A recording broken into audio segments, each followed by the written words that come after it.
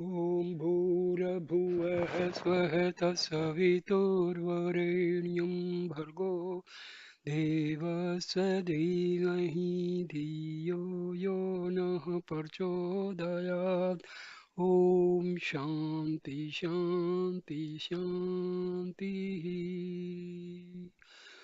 Om Shri Sai Ram. I am starting the fifth video on the discourses of Satya Sai Baba that form the Brahma Vidya or Atam Vidya of Sri Satya Sai Baba Bhagwan. Om Sai Ram, sir. I start the discourse. Forbearance, the primary spiritual quality. Whatever thoughts you have, they will bring you the corresponding results. Whatever you are feeling will be reflected in your way of talking and acting. In the very first place, you must endeavor to purify your feelings.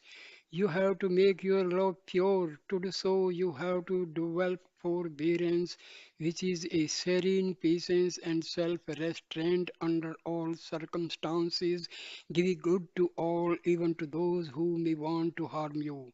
There is nothing greater than having this quality of forbearance. Forbearance is equivalent to truth itself. Forbearance is the heart of righteousness.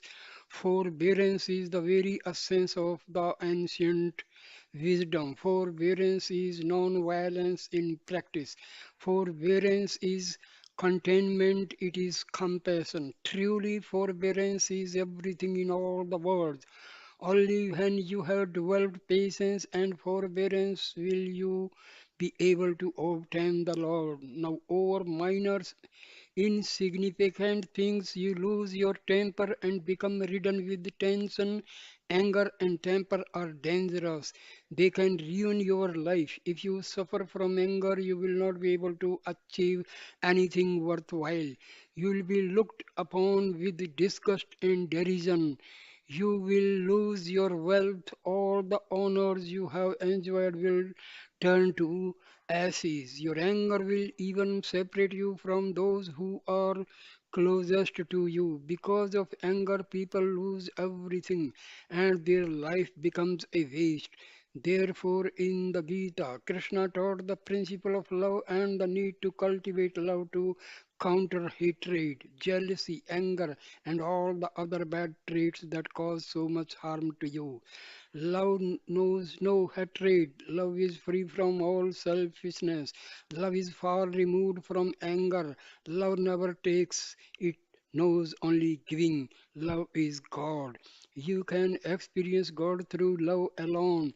If you want God, you will have to develop this sacred quality of love. Only through love will you be able to experience Him who is love itself. If you want to see the moon, there is no need to use a candle or a torch light. The light of the moon is enough to see the moon. If you want to see God, you need only to immerse yourself in love. Fill yourself with love, and you will surely succeed in acquiring God. But as long as this love has not yet become clearly established, there is a need for spiritual practices such as the devotional singing, repetition of the name of God, and other forms of worship. Once pure love has developed, these spiritual practices are no longer necessary. Yet, even when the moon shines brightly, you will not be able to see it if your eyes are closed in the same way. If your eyes are still closed to the loving presence of God within you, and then go good actions, including the various spiritual exercises, will help open your eyes and clarify your vision so that you can see and enjoy the Lord. That is the import of Krishna's teaching in the Gita. Only when you listen to such great words and only when you understand them clearly and only when you practice them will you be able to reach your divine goal. Set aside at least 1 hour per day to study these teachings and incorporate them in all your daily activities. In so doing, you will be using your time wisely and will be sanctioning your life. The three stages on the spiritual path. Fill your heart with one pointed devotion, and God will reveal Himself within you. Then you will see Him as true as He truly is. In time, you will merge with Him and become one with Him. Embodiment of love. There are three principal stages that you must follow on the spiritual path in order to reach your spiritual goal. They have been described in a number of different ways in the Gita. At the end of the 11th chapter, wherein Lord Krishna gives Arjuna the vision of his cosmic form, you will find the three stages presented as follows. First, you must know that God is here. Second, then you must have a direct vision of Him. Third, finally, you must merge with Him. These three steps will lead you to liberation. Know that God is here, then experience God directly. In the first step, you learn through the words of the scriptures or a teacher that God really exists. But merely knowing this truth does not give you unlimited joy. You discover that God is here, but you also realize that you and God are separate. This feeling of separation can serve as the basis for subsequent steps on the path, but in itself, it does not provide much lasting satisfaction. Gradually, the anguish of separation from God moves you on to the next step. The desire dwells in you to gain the direct personal experience and vision of God. You feel, I want to see you, dear Lord. How can I experience you directly? But you find that it does not happen so easily just by wishing for it. You must deeply pine and yearn for this vision, and you must constantly aspire to see Him. Whatever form or aspect of God you have come to love in your devotion, you must know, yearn for it with all your heart and wish to see it directly. If your yearning is sincere, then after some time He will make Himself known to you in a most personal way and give you this sort for vision of Himself. Here is a small story to illustrate this. The cowherd boy. There was a poor cowherd boy who had a great deal of faith and an intense yearning to see God. One day in the village where this boy lived, a preacher came to deliver some spiritual discourses. The preacher would gather together an audience and sing the glories and exploit of the Lord. It was not possible for this cow herd boy to give up his work and come to all the meetings because all day long he had to attend to his cows. But in the evening he would bring the animals into a sheltered place and then go to hear the preacher give this his talk. The cowherd boy could listen with great earnestness and care to all that was being said. The preacher was a follower of Lord Vishnu, and so he related the characteristic features of God in the form of Vishnu, or Narayana as he is also called. In the course of the discourse, the preacher repeatedly described the traditional image of the Lord as one who was dark complexioned, who wore a white mark on his forehead and rode on a white eagle. The preacher also explained that Lord Vishnu was always prepared to go to the rescue of those who sought shelter in him, and that he would accept as an offering anything that was given to him with full faith and love.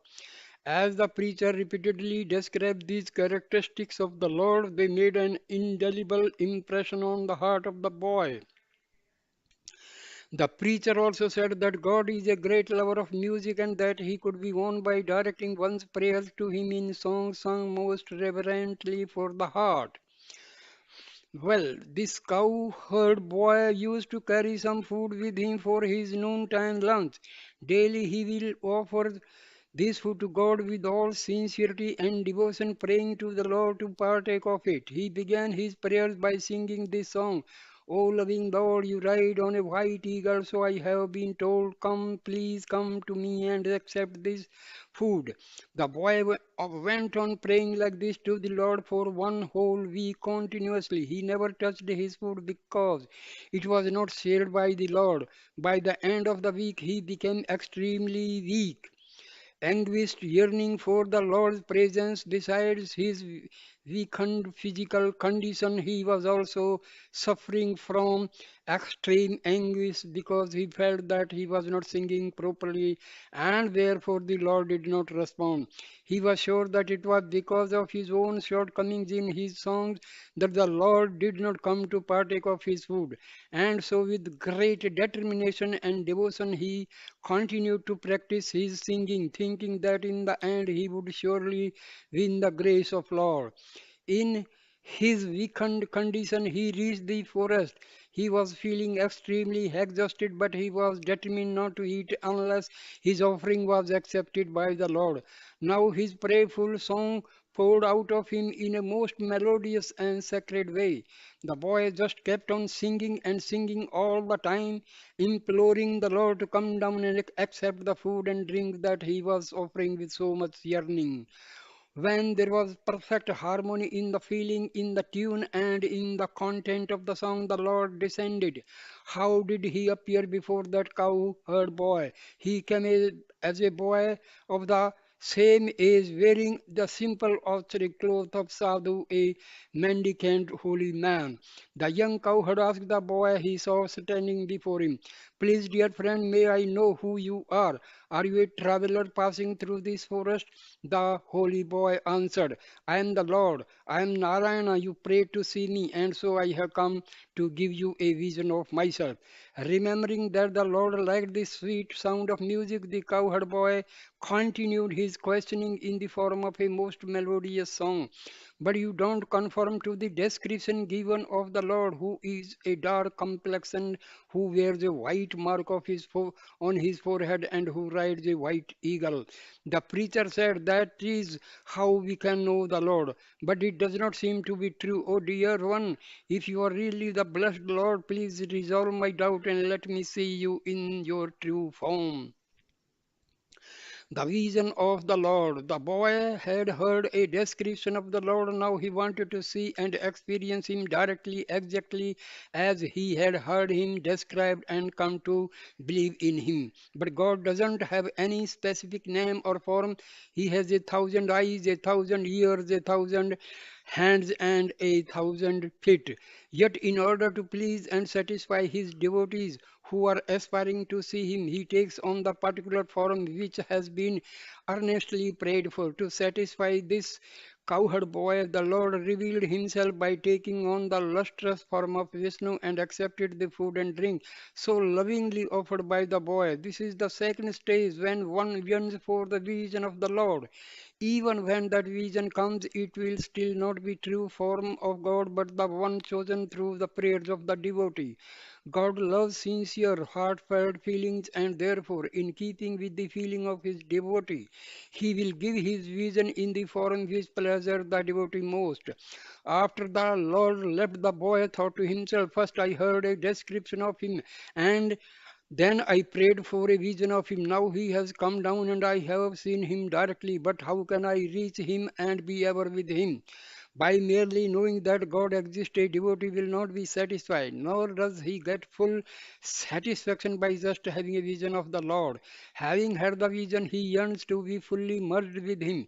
It is only then that the devotee will be in unending bliss. In the case of this boy, the Lord had given a vision of himself and then disappeared. But from that moment on, the boy kept the picture of the Lord as he just seen him in the form of Vishnu, continuously imprinted in his heart.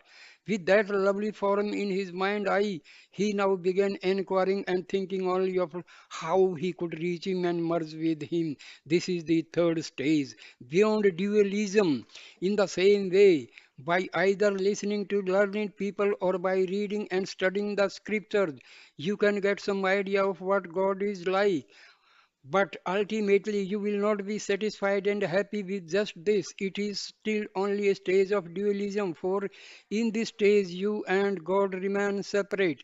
Therefore, you will make an attempt to go beyond this stage of dualism to the next step, which is qualified non dualism. This refers to the deep aspiration to see and experience God directly. How can you get a vision of Him? By picturing in your own heart the form of God you heard described and then continuously thinking and contemplating on that form.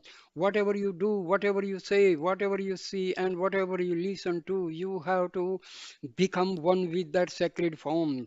The specific form of God you have pictured becomes a thought form in your mind. The thought form should then become saturated with the feeling of devotion so that it becomes a feeling form in your heart. Gradually, these feelings will deepen and strengthen until one day you will have a real vision of the Lord. So, first the Lord is heard of and thought of, then he is sought through intense feeling of devotion and yearning, and finally he reveals himself in form and can be directly experienced. In other words, the thought form turns into a feeling form and which becomes transformed into real experience. That describes the second stage on the path. Not only do you get the personal vision of the Lord whom you have aspired to see, but you also get the chance to converse with Him face to face. After seeing the Lord thus and talking to Him directly, you gain a little more satisfaction. But if you are a true devotee, even this golden opportunity will not give you the full joy you long for. Now you want to reach God and merge with Him. You think, I have heard, I have seen. Now I must reach Him and be one with Him. In the first stage, when through reading and hearing, you come to know that God exists, you feel the God is separate and you are separate. This is the state of dualism. But in the second stage, you see the Lord and get the feeling that you are part of Him. This is the state of qualified non dualism. Finally, you move on to the feeling the Lord and I are one and the same. This is the stage of complete non dualism. Here you think either I must get merged with Him or He must become one with me. Then there is complete unity, becoming one with the Lord. So long as there remains a separate river distant from the ocean, which is its source and its goal, then the river will retain a separate name and have an individual identity. But once the river merges into the ocean, it gets the taste of the ocean, it gets the form of the ocean, and it takes on the name of the ocean. If you want to become one with the Lord, you have to acquire the feelings of the Lord. You have to acquire the form of the Lord and you have to acquire all the sacred characteristics of the Lord. Only then will you be one with Him. You have to feel that all the attributes of the Lord must manifest themselves in you. Affirm to yourself the broad mindedness of the Lord is within me. All the selfless feelings of the Lord are within me. The unbounded love of the Lord is within me. When you faithfully live this conviction, then you eventually attain the realization that you and He are one. Then there is perfect unity. You must continuously strive for this feeling of unity. You must make every effort to gain it. Then you will reach that fulfillment one day. This is the ultimate goal of human life. It is only when you reach that place, the place from which you have originally come, that true fulfillment will be yours. The three stages in secular life. Even in your secular life, you can recognize these progressive stages necessary for reaching a goal. Consider the following example. Suppose you some mangoes have arrived in the marketplace and that mangoes are fruits which you love immensely. There must be one particular type of mango which you especially favor and relish. Now a friend comes to you and informs you that they are selling these particular mangoes that you enjoy so much. The moment you hear this, get a certain amount of satisfaction. You are happy just thinking about these mangoes, even though you have not acquired them and tested them. The moment you get the news, you rush to the bazaar to find out where those mangoes are and whether they are still available. Yes, they are there. Now you get a good look at them. This gives you still more satisfaction. But even then, you are not yet fully happy. So you put some choice mangoes in your bag and pay for them. Then, until you reach home, you go on thinking about these fruits, reflecting on your good fortune to find such nice ones and looking forward to eating them.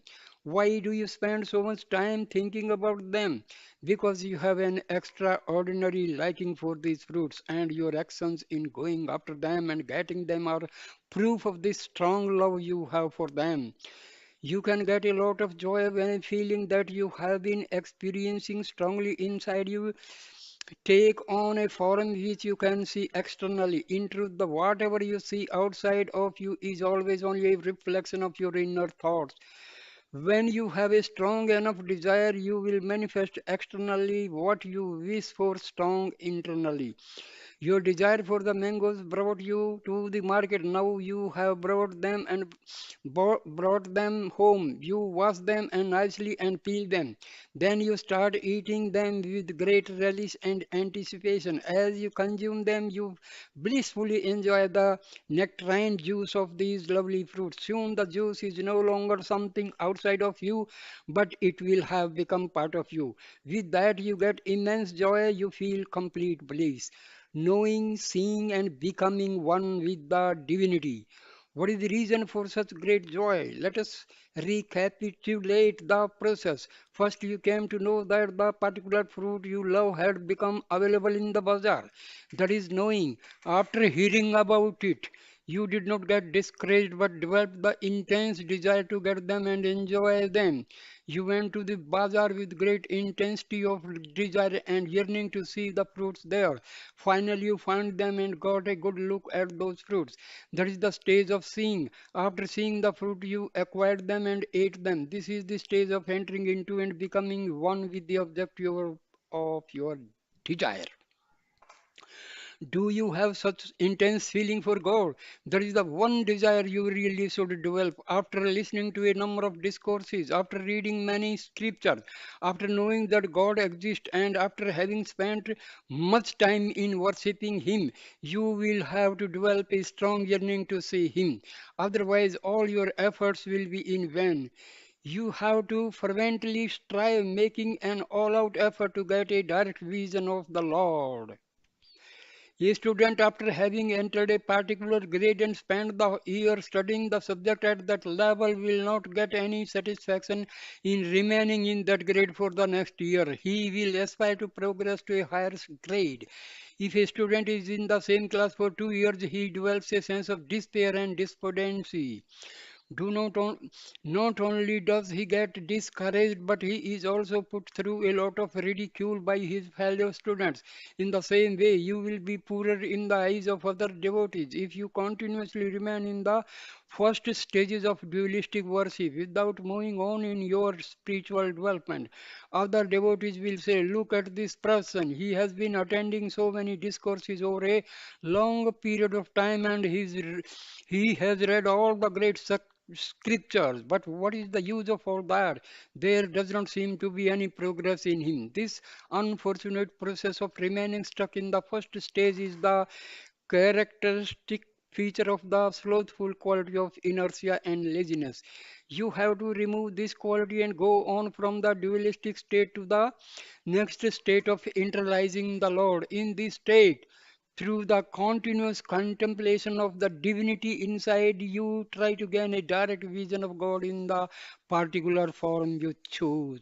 With the intense desire, you will get that coveted chance to see the Lord, converse with Him, and serve Him, reaching the abiding peace of the immortal self. But even that you should not be satisfied. You should strive to reach the final and highest state. There should be no rest, no peace of mind or contentment until you reach the state of complete mergence with God and the realization of His oneness. These days you are only aspiring to obtain rest for your body and trying to get a little peace of mind. But this is not good. You have to reach the abiding peace of the Atma. This is your true self, the immortal self, the one universal self. When you become reunited with it, you become peace itself. Your individual self has to merge with the universal self. Then the long journey is complete and permanent bliss is realized. A river is born from the ocean and ends in the ocean. But how did the river originate? Initially, some of the water of the ocean turned into clouds.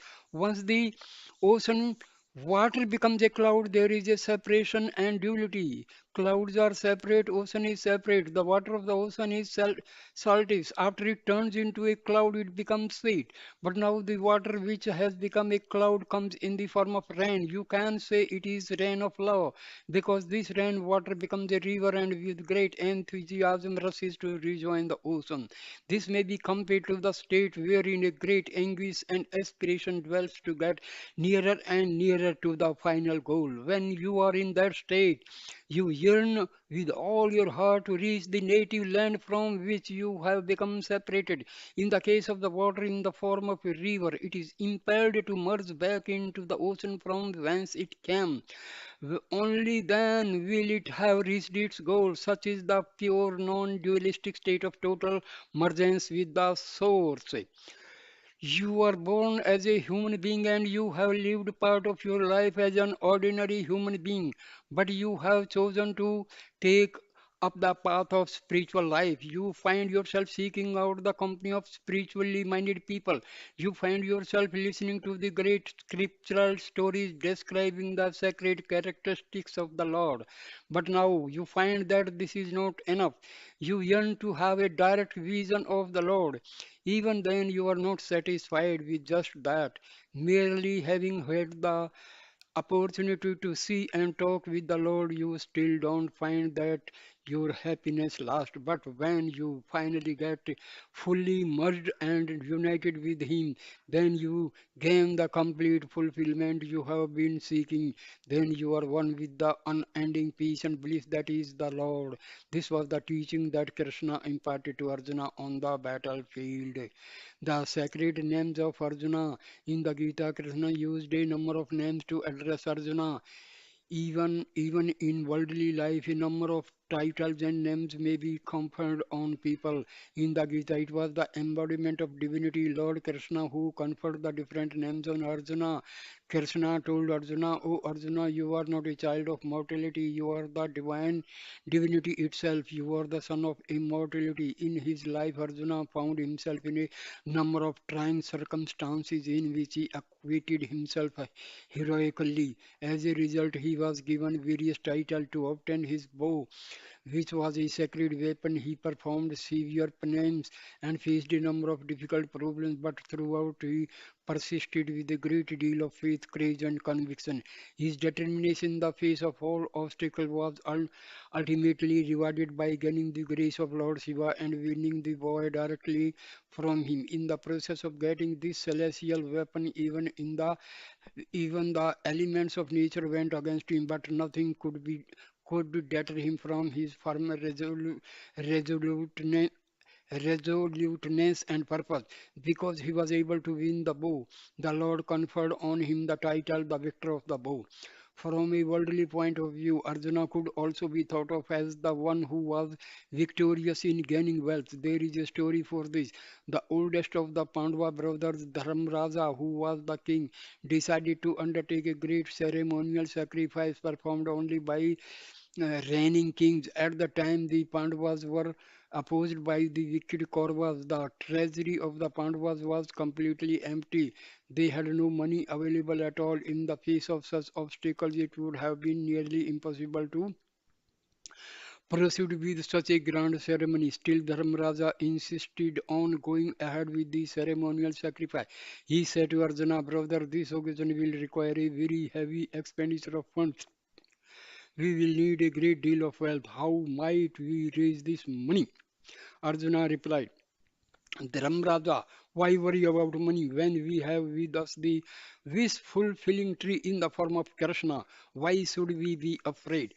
Once Krishna blesses us, we will be able to get any amount of money. Arjuna went around to the different kings ruling over the surrounding areas to inform them of Dharmaraja's wish to hold the great sacrifice. As soon as these kings heard that Dharmaraja was planning to perform the ceremony, they offered to support Dharmaraja with their own treasuries, and so Arjuna brought back wealth in such huge quantities that it took dozens of elephants to carry it. There were great heaps of gold, silver, and jewels. Krishna, who had prompted all this, came and acted as if he did not know anything. He asked Dharmaraja, "Wherever did you get so much wealth? Where did it all come from?" Dharmaraja, out of ignorance and fraternal pride, replied, "It is because of my brother Arjuna that I got all this." From that day on, Krishna addressed Arjuna as the conqueror of wealth. In this way, concealing his own role and announcing to the world that it was Arjuna who was able to gather so much wealth. There were many other names given to Arjuna, such as son of the earth. These names were not intended for Arjuna alone. As you hear these various names, you can start applying them to yourself. Each contains a deeper meaning and shows how the Lord showers His grace on His devotees. Make them part of you. Fully live them by strive to understand their deeper meaning and by putting them into practice in your daily life. Restraining the tongue in both food and speech. One of the most important disciplines necessary for coming into union with God is control of the tongue. This must be exercised both in the area of food and in the area of speech. Without control of the tongue, it is impossible to follow the path of devotion and become one with God. Embodiments of love. Together with most animals and birds, human beings have five sense organs. These sense organs must be used extremely carefully, always being aware of their capabilities and limitations. You must exercise the same control over them as you do in controlling some of the powerful energies and tools that are used in daily life. For example, fire, when used with care and intelligence, can serve you in many useful ways, but when it is out of control, it can be very harmful. Or take a knife or electricity. If you know the proper way to use them, they will be beneficial. Otherwise, they can be quite dangerous. It all depends on the care you take and how well you use your intelligence. The spiritual teachings have laid great emphasis on knowing the proper use of the sense organs and applying that understanding to your day-to-day life. The dual power of the tongue. Each sense organ given to human beings has one particular use, but the tongue is endowed with dual power. It has both the power of speech and power of taste. In the Gita, the Lord cautions you to be very careful in using your tongue. He praises the devotee who has attained complete control over the tongue, for such a one will soon develop a pure and steady heart and feel the constant presence of the Lord. To gain such control, devotees have been practicing number of special disciplines such as observing silence, controlling their diet, or maintaining a complete fast. Fasting prompts health for the physical body. In the mental realm, it gives joy and bliss. Unlimited and unregulated food is very harmful for devotees. Indulging indiscriminately in unwholesome foods is like to lead the devotee into torpidity of inertia. To think that you can go on wantonly indulging yourself in food while at the same time trying to please God and enjoy the nearness of God. It's extremely foolish. These two, indulging in food and gaining the nearness of God, are not compatible. Therefore, right from the beginning, you must make a determined effort to keep the tongue under control. Once you gain mastery over the tongue, the other sense organ will automatically come under control. Control of the tongue. 2 days devotees have imposed on themselves all sorts and rules and regulations in order to live a disciplined spiritual life. Unfortunately, these have not been effective in gaining control over the tongue. Truly speaking, it is not necessary to make such strenuous efforts to control the various sense organs. If the tongue is properly controlled, all the other sense organs will come in line with by themselves. Because people have not been able to gain control over the tongue, they are afflicted with numerous doubts, emotional turmoil, contradictions, and confusion. Control of the tongue refers not only to food but also to speech. You must recognize that there is nothing more powerful than the power of words. For this reason, you must keep your talk strictly under control. In life, you can observe that even for a little thing, a number of sacrifices have to be made. You cannot get anything without paying for it.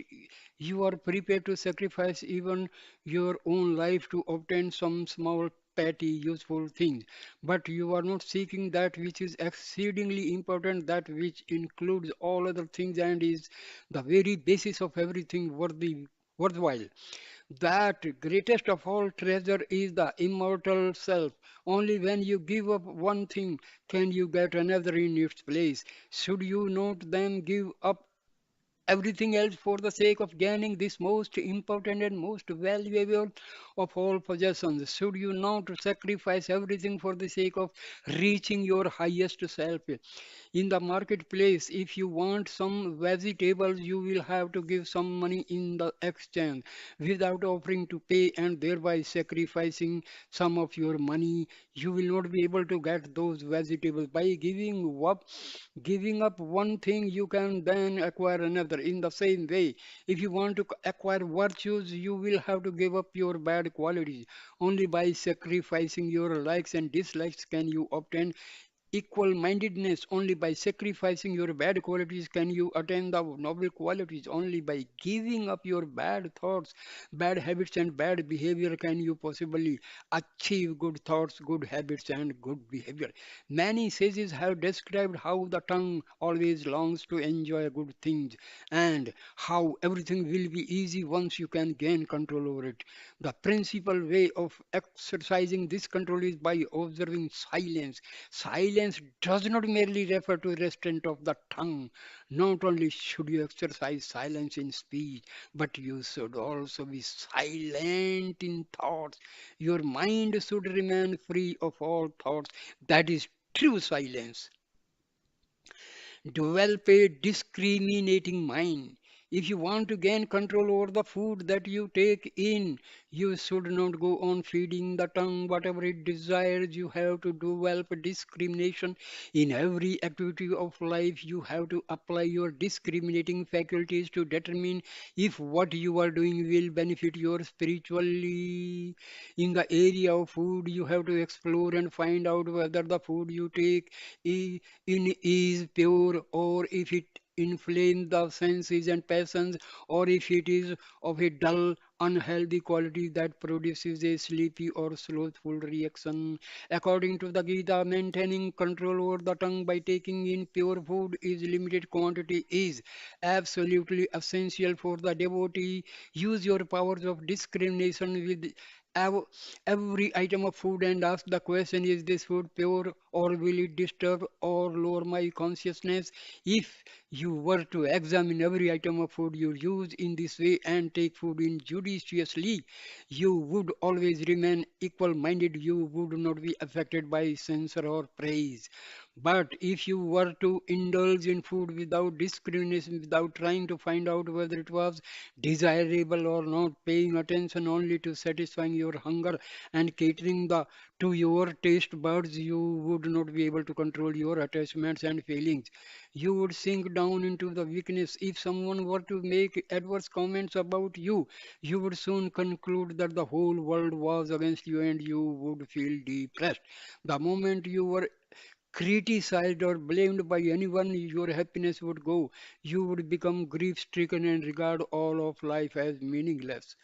On the other hand, if anyone were to praise you and appreciate you, you would start bloating up with ego and pride. It would be practically impossible to hold you down. What the reason for such instability? The single most important reason for this weakness is the type of food you take in. All these adverse feelings come about because of your lack of control and discrimination in the area of food. The Gita has emphasized the need for exercising extreme care in selecting the food you eat. You must constantly keep in mind the importance of pure food for helping you to maintain equanimity in all situations so that you become neither elated when praise is showered nor depressed when criticism is heaped upon. Purity of the food, the cooking vessels, and the cook. The Gita has also declared that there should be purity of the vessels and utensils used in cooking and purity of the cooking process itself. The vessels used must be absolutely clean. Purity refers not only to physical cleanliness but also to the way in which the implements and the articles of food have been acquired. You have to see whether these things have been acquired by proper means and honest work or whether they have come through dishonest means. Articles which are acquired by improper means and used for cooking food will not only generate bad thoughts but will lead you down the wrong path. The next step is to acquire into the purity of the cooking process itself by ascertaining the thoughts and feelings of the person who is cooking the food. There are three things that have been mentioned that must be carefully looked into the and controlled. Normally, you pay attention only to the purity of the vessels and not the other two, namely the purity of the person cooking and the purity of the food itself. You do not know the feelings in the mind of the cook, and you do not know if the shopkeeper has acquired the articles you buy in the market by proper or improper means. Therefore, just before taking your food, you should pray and offer the entire meal to God in order to cleanse and purify it. This prayer, which is offered before food, is not for the benefit of God but for your own benefit. It will purify your food by evoking God's blessings. Before eating, you can say your own sincere prayer from your heart, asking God to purify and bless the food. Or you can use formal prayers such as the verses from Gita that are traditionally used before food. These are the 24th verses from the 4th chapter and the 14th verse from the 15th chapter, which are particularly efficacious. The blessing offering food to God. In Sanskrit, the Gita verses used before food are Brahm Arpanam, Brahm Havir, Brahmajam, Brahmanahutam, Brahmevantena Gantavyam, Brahmakarma Samadhinaha, Aham Vaisnanara Bhutava, Prananinam Deha Misritaha, Pranapana Sama Yuktaha, Pachaha Annam Chaturvidham, which means the offering is to God, the act of offering is God, offered by God in the sacred fire which is God. He alone attains good. He, al- he alone attains God, who in all his actions is fully absorbed in God. I am the all pervading cosmic energy lodged in the bodies of living beings, unite with their ingoing and outgoing life breaths. I consume all the various foods. This prayer before eating removes all the defects and flaws in the vessels and in the articles of food, as well as removing any negative influence acquired during the cooking process. Before offering the prayer, the food is merely food, but once you offer it to the Lord, it becomes consecrated food. The role of the tongue in speech. The second aspect of the tongue is speech. As has already been mentioned, speech has its own powerful impact on the mind and the entire mental process. It has a tremendous power. It can perplex your mind, it can break your heart, it can even kill you. It can also give life and encouragement and help you to reach your divine goal. These are two opposite and contradictory results, both affected by the spoken word. By the use of appropriate words, it is possible to transform the entire mind of an individual. Unfortunately, many people do not believe this. They raise objections like how is it possible to transform the mind through merely words? What experiments have been conducted to prove that there is this power in the faculty of speech? Words are only gross sounds heard through the ear. Or else they think the mind is a very subtle thing. How can mere sounds transform something that is so subtle and fine? It is not possible. In this way, they will argue that it is impossible to bring about a mental transformation through words. There is a small story to illustrate this attitude. The story of the officer and the preceptor. There was once a government officer who did not believe in the great power of words to transform minds, particularly when it came to spiritual teaching. He happened to be the education secretary for a district, and included among the schools he had under his auspices were some religious institutions. One day he visited one of these schools where a preceptor was teaching the Holy Scripture to a number of young students. This spiritual teacher was expounding on some very profound concepts. Sitting there listening to this, the officer developed a headache.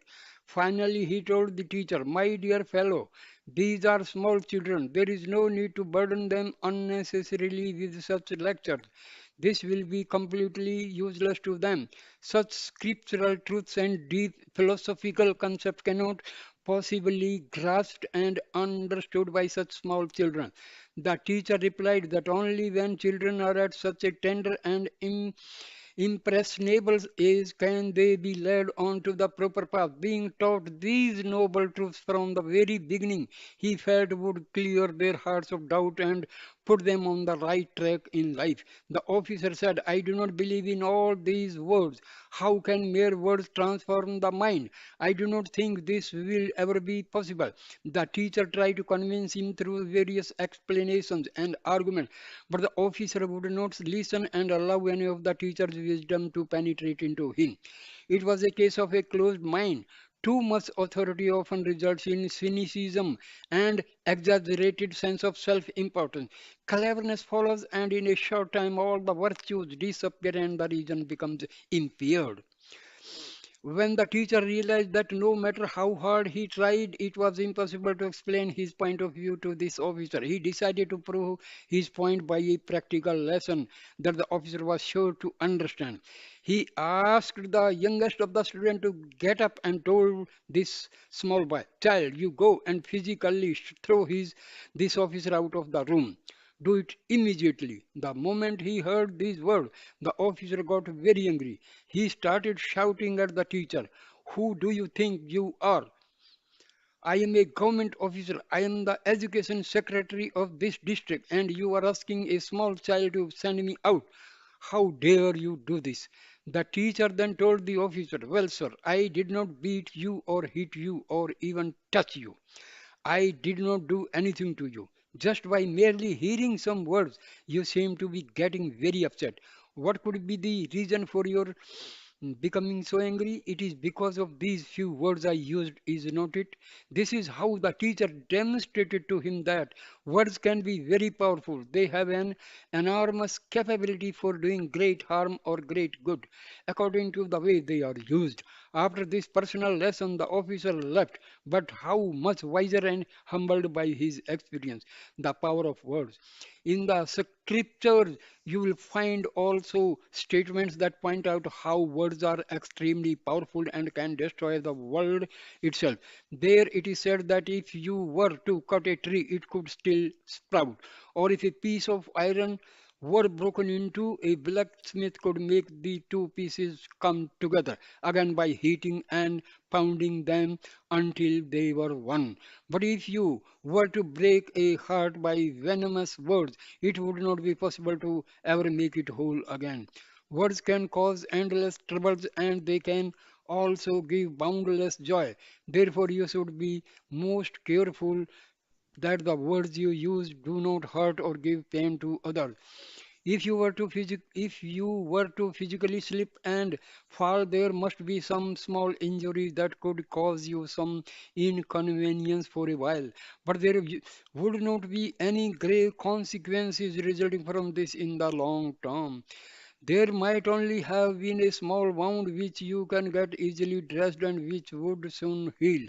But if your tongue were to slip and you were to hurt the mind or the heart of another person with harsh words, it would create a wound in that person which could not be cured by any doctor in the world.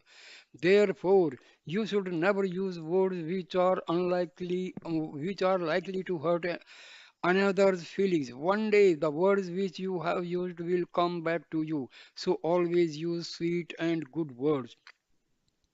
It has been said that the tongue relishes sweet things. You can talk to it and say, "Oh, tongue, you like sweet things so much. Why don't you linger on the sweet name of the Lord? Oh, tongue, you know what true sacrifice means. You are the very embodiment of sacrifice. Use yourself only for singing the name of the Lord. Sing of God and become sacred and holy thereby. Sacrifice and forbearance. Now, why do we say that the tongue knows the true meaning of sacrifice and is absolutely selfless? Well, this is really that you experience every day. For example, when you give some sweet things to the tongue, it tastes them, and as soon as it finds out that they are delightfully sweet, it says to itself, "Oh, let me pass these lovely sweet things on to the stomach so that it can also enjoy the delight." But if what is tasted is not pleasant, if, for example, it is something that is bitter, then the tongue will not pass this on to the stomach but will immediately spit the offensive substance out of the mouth to save the stomach from grief. Good or bad, sweet or bitter, the tongue does not try to keep anything just for itself and only for its own enjoyment. It lives selflessly and with honor, knowing its own limits very well. For any number of years, it is content to remain shut up and inside the mouth. Does it come outside even once? No. Whatever work it does uncomplainingly inside the mouth. There is still another important feature of the tongue. It has extraordinary forbearance. Whatever are its difficulties and problems and whatever troubles and others give it, it remains focused within itself, never exceeding its own limits and always observing forbearance. It lives in the midst of exceedingly harmful companions, namely very sharp and powerful teeth. With a great deal of skill, it manages not to be beaten or hurt by these aggressive fellow residents that share its tight quarters. With unusual skill and forbearance, it has been existing very well with such dreadful neighbors without even once coming to any harm. In this way, the tongue can teach a number of very important lessons which can be quite useful to you. For instance, it teaches you that you can live in the midst of people who are very difficult to live with. With a lot of care, forbearance, and skill, you should be able to enjoy a happy life despite such trying circumstances. But in today's world, there will be very few who follow such good example. For most individuals, once they come in touch with bad people, they will tend to become bad. All the good fellows and good quality, the good thoughts and the good behavior disappear in a moment and they lose all their merits and virtues. In order that you do not suffer such bad consequences, it is necessary that you gain complete control over your tongue. Talk waste spiritual energy. Baba quite often tells the students, "Dear students, you should not talk too much. The divine energy which is in you will get wasted in the process. By engaging in too much talk, your memory power will be reduced and weakness will develop in your body. Premature old age will be final result. Besides that, you will also get a bad name. Now consider that you have a radio. You may switch it on to hear a news broadcast, but then you leave the room and forget to switch it off. The radio just continues to play without purpose and uses up costly energy. Your body can be compared to that radio, and the intellect may be thought of as the switch that is has turned it on but failed to turn it off again. In this comparison, your mind will be the useless sound coming from forth in the form of words and talk ceaselessly, babbling only. The sacred divine energy in you will get wasted by this kind of endless talk. Right from dawn, you get up till dusk. When you go to bed, you go on talking. If not loudly, then within yourself. The volume might be turned down, but nevertheless, the talk will be going on all the time. The radio inside you just keeping on playing non-stop, and the valuable spiritual energy that is within you gets wasted, just as electricity is consumed in the case of the radio. Whether it is playing loudly or softly, the energy just drains away. The most common cause of premature old age and senility is this talk, and more talk, and still more talk. All this talk is not good. You have to observe silence. From birth, you have not developed the habit of inner silence. You have to develop it now. Actually, the two functions of the tongue are closely related. Too much talk leads to unnatural hunger. When the talker feels more hunger, he will, of course, take more food. Because of this excess food, feelings will arise which will express themselves in still more talk. In this process, controlling the senses become an almost impossible task. If you were to give a horse very concentrated food and then confine it to tie up, it would become very nervous and upset and would not be able to keep quiet. After you feed a horse, it is necessary to exercise it also in the same way. If you take in rich food without working hard and taking some exercise, you will become nervous and restless, and you will also develop egoistic feelings of selfishness and pride. Proper exercise will strengthen your health, and proper food taken in moderation will control the negative tendencies. One of the main purposes of spiritual practice is to see it that the food you take in will be used in the service of society.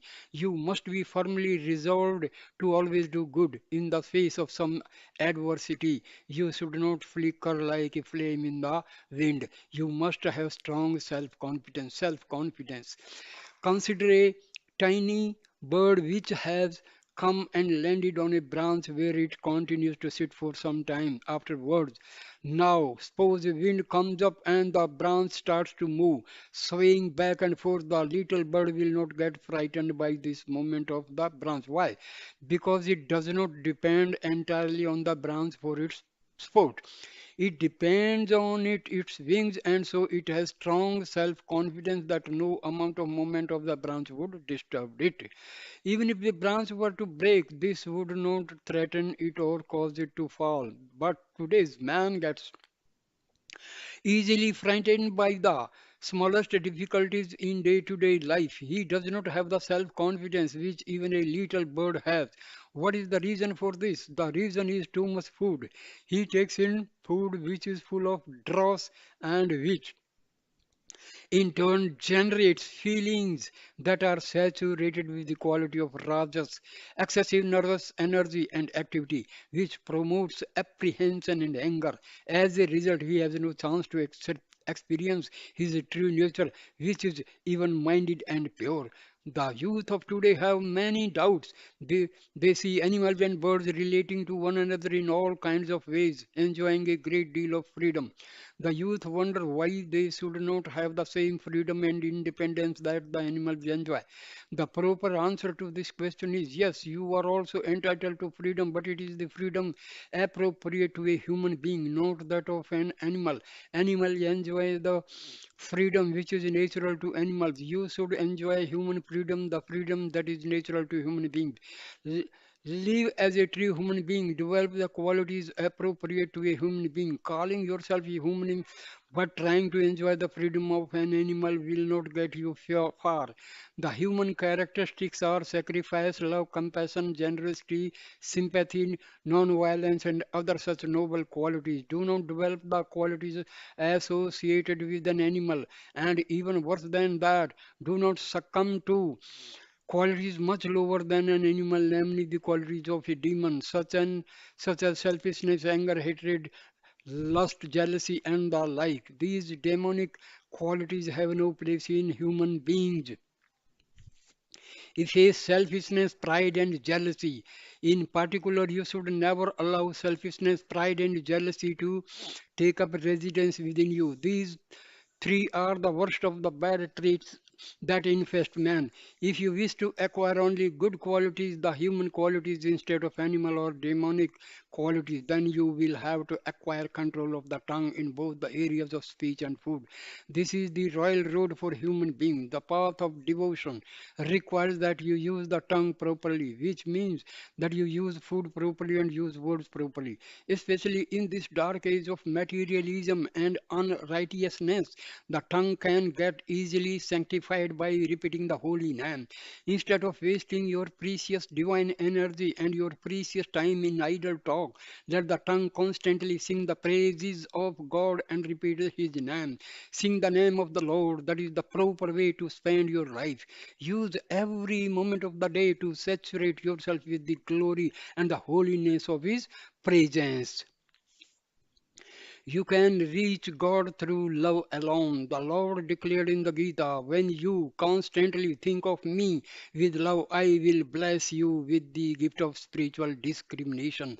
This will lead you to permanent union with me. I promise this to you. Embodiment of love. The Buddhi is the discriminating faculty through which you can separate that which is real from that which is unreal, that which is permanent from that which is changing. This power of spiritual discernment become available to only to people who have developed sacred devotion and are filled with love for God. Devotion is the royal road to attaining the highest wisdom. In truth, it is the only path leading to self knowledge. Devotion evokes the grace of God. The Lord proclaimed in the 12th chapter of the Gita, the one who is devoted to me is very dear to me. Devotion. What is devotion? It is the steady flow of love towards God. When your love flows towards individuals or towards transient